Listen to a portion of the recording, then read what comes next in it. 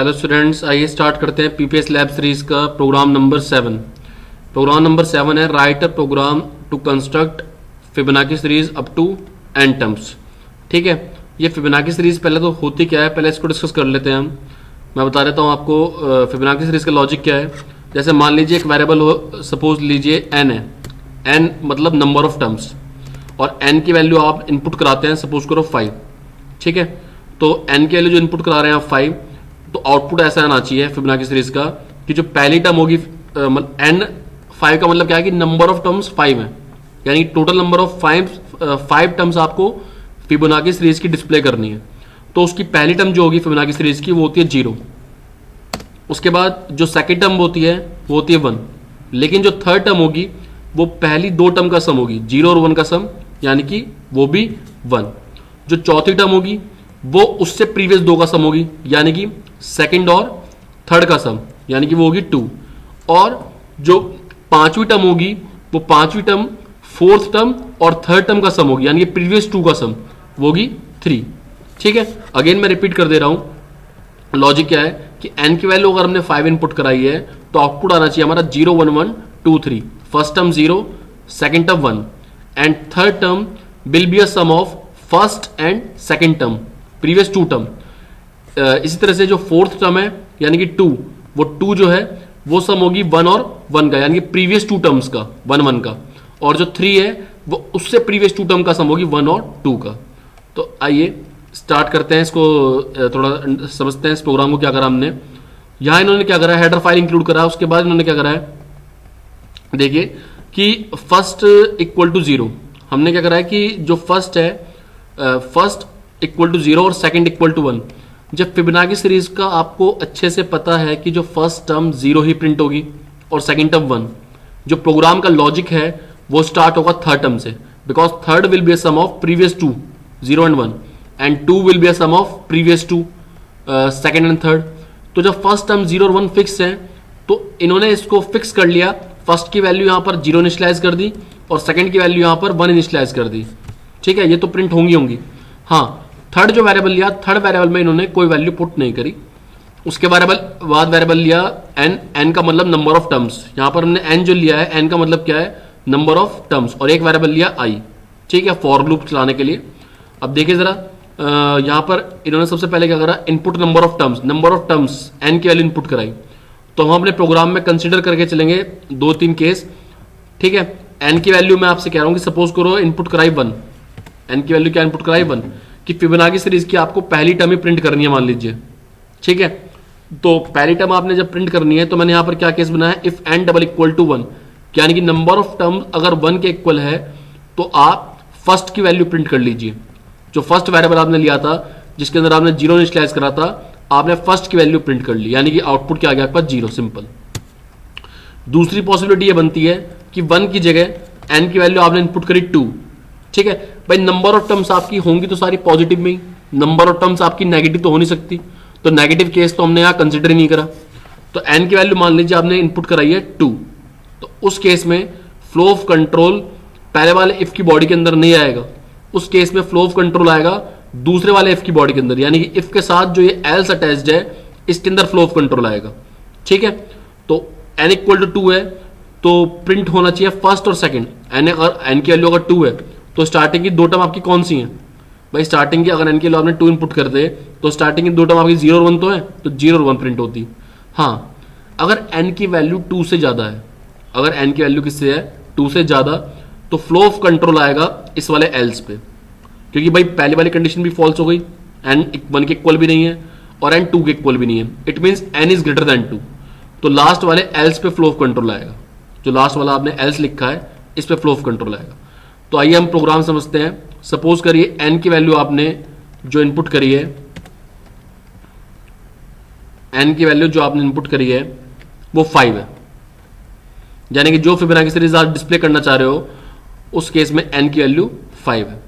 Let's हम यहां मान लेते हैं, मान लीजिए n की वैल्यू आपने इनपुट करी है 5, और तो उस हिसाब से सीरीज आपकी प्रिंट होनी है 0 1 1 2 और 3। ये समझाने के लिए मैंने लिखा है यहाँ। हालांकि जब हम इसको कंपाइल करेंगे और एग्जीक्यूट करेंगे प्रोग्राम को, तो ये जो मैंने लाइन एक्स्ट्रा लिखी है n5 0 1 1 2 3, इसको मैं डिलीट कर दूंगा, ये केवल आपको समझाने के लिए मैंने लिखा है यहाँ। तो आइए जरा n के, सपोज करिए कि n की वैल्यू आपने इनपुट करी है 5, तो उस 5 के केस में फ्लो ऑफ कंट्रोल आएगा इस वाले एल्स पे, लास्ट वाले एल्स पे, ठीक है। तो यहां पर प्रिंट क्या हुआ, Fibonacci series up to n term, सबसे पहले क्या डिस्प्ले हुआ, Fibonacci series up to n term. अगर n की वैल्यू 5 है तो भी क्या फर्क पड़ता है, स्टार्टिंग की 2 टर्म तो फिर प्रिंट होंगी, यानी कि 0 भी प्रिंट होगा और 1 भी प्रिंट होगा। तो जब हम इसे फिबोनाची सीरीज को डिस्प्ले करेंगे तो स्टार्टिंग की 2 टर्म 0 1 तो एज इट इज प्रिंट कर देंगे। देखिए प्रिंट करने का थोड़ा डॉक्यूमेंट देख लीजिए, प्रिंट एफ के अंदर क्या लिखा, परसेंटाइल डी, उसके बाद लगा रखा है बैकस्लैश टी। बैकस्लैश टी की वजह से होगा क्या, बैकस्लैश टी की वजह से 0 और 1 इन 2 वैल्यूज के बीच में स्पेस क्रिएट होगा। मतलब क्या कि परसेंटाइल डी की वजह से जब ये फर्स्ट प्रिंट होगा, ये भाई है ना, तो 0 प्रिंट होगा, 0 के बाद क्या क्रिएट होगा, स्पेस, उसके बाद क्या परसेंटाइल डी लिखा है तो सेकंड टर्म की वैल्यू प्रिंट होगी, ठीक है। फिर सेकंड के बाद भी स्पेस चाहिए तो यहां भी बैकस्लैश टी लगा दिया, यानी कि 2 वैल्यूज के बीच में स्पेस क्रिएट करने के लिए हम टैब बार यूज करते हैं, और सी लैंग्वेज में जो टैब बार है वो रिप्रेजेंट करते हैं हम बैकस्लैश टी से। अब देखिए जरा यहाँ पे हमने फॉर लूप लगा रखा है, क्योंकि आगे की 2 टर्म्स जो है वो तभी प्रिंट हो पाएगी जब ये फॉर लूप चलेगा। लॉजिक क्या होगा, लॉजिक देख लीजिए, एन की वैल्यू 5 है मान लीजिए, तो ये पहली टर्म जो है वो मान लीजिए फर्स्ट टर्म है, या इसको मैं एफ से रिप्रेजेंट कर देता हूं, और जो 1 है इसको मैं रिप्रेजेंट करता हूं एस से, फर्स्ट सम सेकंड टर्म, और इसको मैं कर देता हूं थर्ड से, T, T stand for third. तो लॉजिक क्या होगा, फर्स्ट और सेकंड का जो सम है वो हम थर्ड में रिसीव कर लेंगे, थर्ड टर्म हो गई हमारी 1। प्रॉब्लम कब आएगी, जो मेन प्रॉब्लम आएगी वो आएगी, प्रॉब्लम तब आएगी जब हमें 0 1 1 के अलावा ये जो 2 है इसको प्रिंट करना है। तो 2 को प्रिंट करने का लॉजिक जो है वो ये है कि फर्स्ट में जो वैल्यू है, जो सेकंड में वैल्यू है 1, ये देखिए सेकंड की वैल्यू कितनी है 1, इसे तो हम बना देंगे फर्स्ट, और जो वैल्यू थर्ड में है 1 इसे बना देंगे हम सेकंड। तो नेक्स्ट आइट्रेशन में जो नेक्स्ट टर्म है वो ऑटोमेटिकली क्या हो जाएगी, आपकी थर्ड हो जाएगी, ठीक है।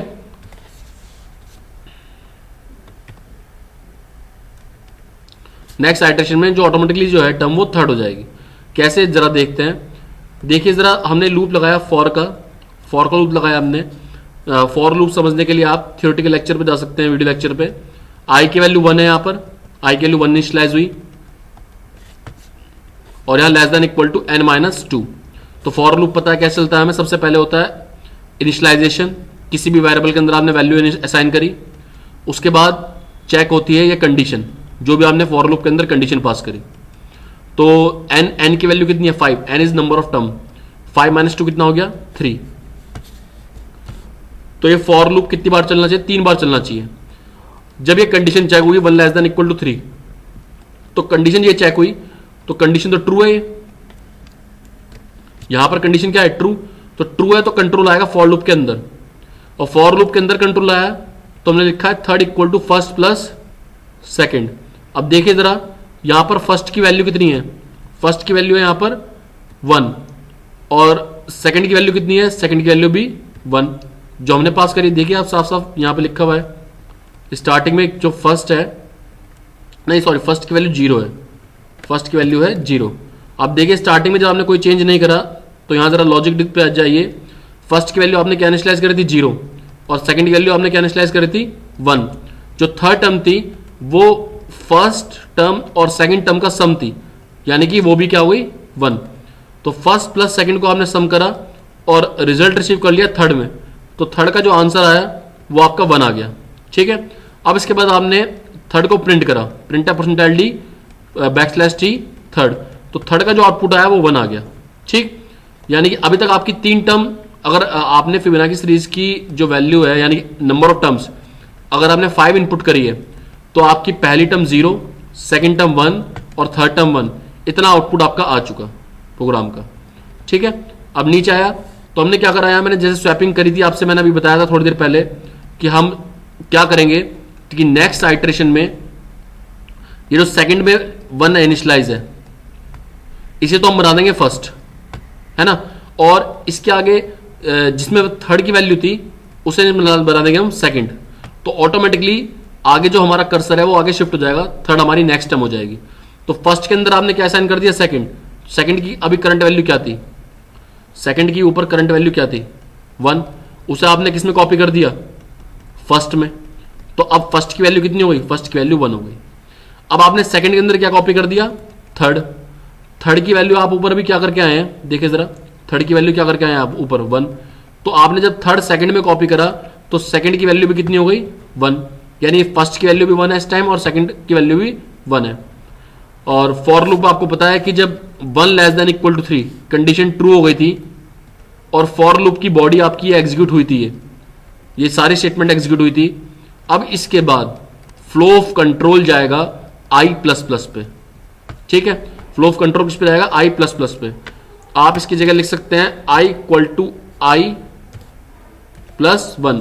आई प्लस प्लस का मतलब होता है I equal to I plus 1, यानी क्या कि आई की जो भी करंट वैल्यू है, करंट वैल्यू क्या थी आई की, भाई आपने जो यहां पर इनिशियलाइज करी थी वैल्यू आई की वो कितनी थी 1, तो करंट वैल्यू थी 1, 1 प्लस 1 कितना हो गया 2, और 2 वैल्यू किस में साइन हो गई आई में। तो आई की जो करंट वैल्यू है वो अपडेट होकर कितनी हो गई 2।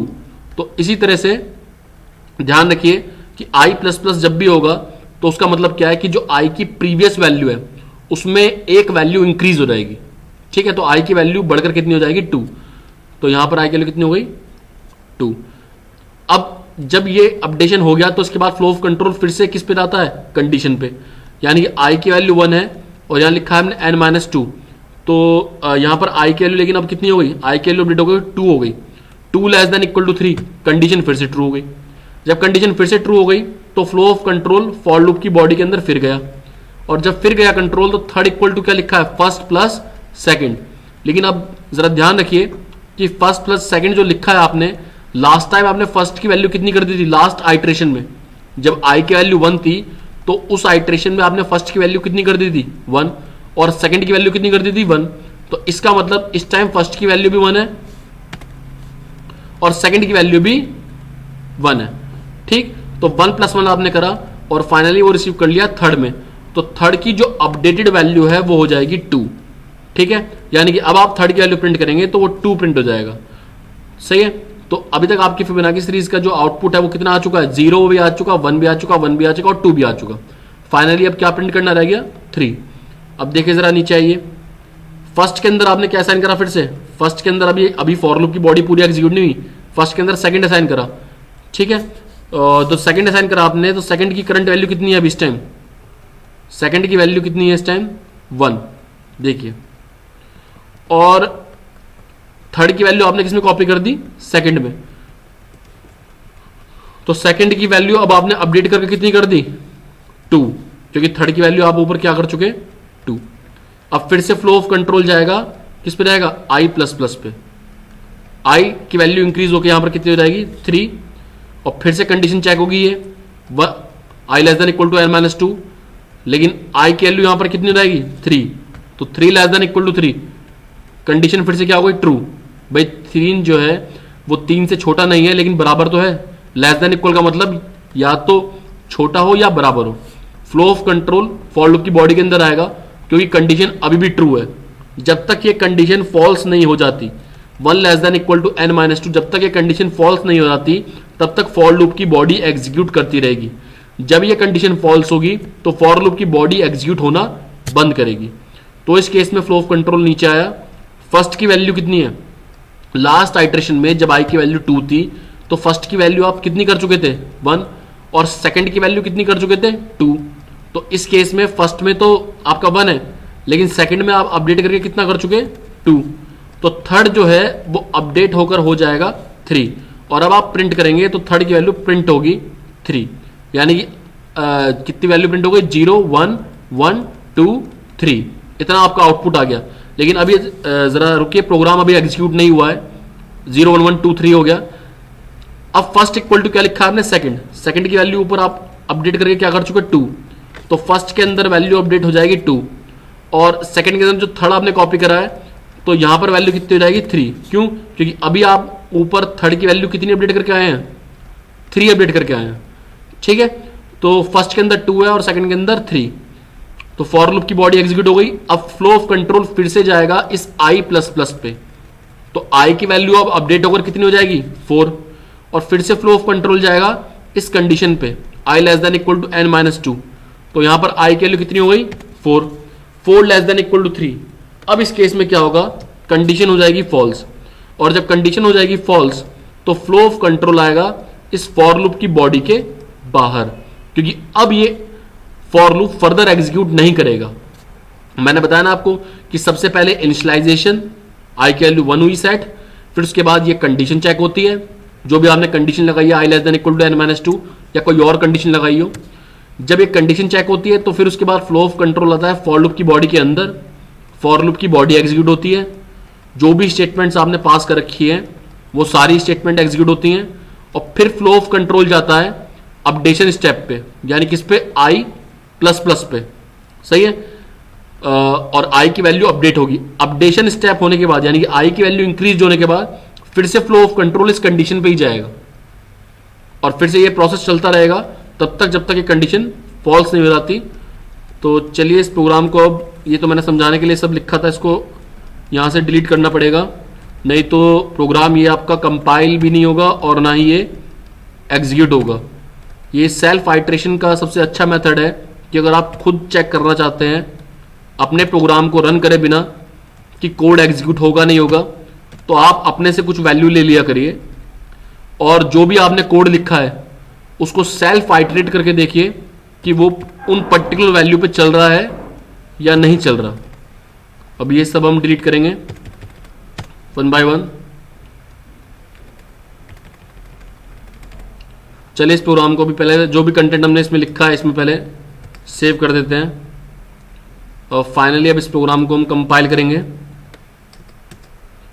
कंपाइल करा है, अभी एरर आ रही है एक, स्टेटमेंट मिसिंग। ओके, यहाँ पे जो है हमने ये 2 नहीं हटाया अभी, ठीक है। और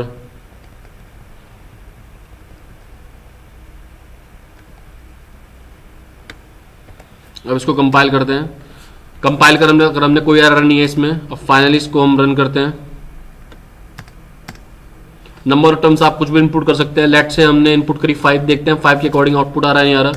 तो देखिए आउटपुट आ रहा है हमारा 0 1 1 2 3, first term 0, second term 1, third term 2, sorry first term 0, second term 1, third term 1, fourth term 2 और जो फिफ्थ टर्म है वो 3। इसी तरह से यहाँ पर n की वैल्यू आप कुछ भी इनपुट करिए, फिबोनाची सीरीज ही प्रिंट होगी।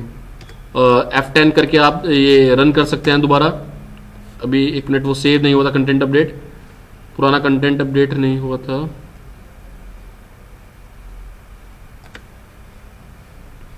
यहाँ से ये 2 हटाइए।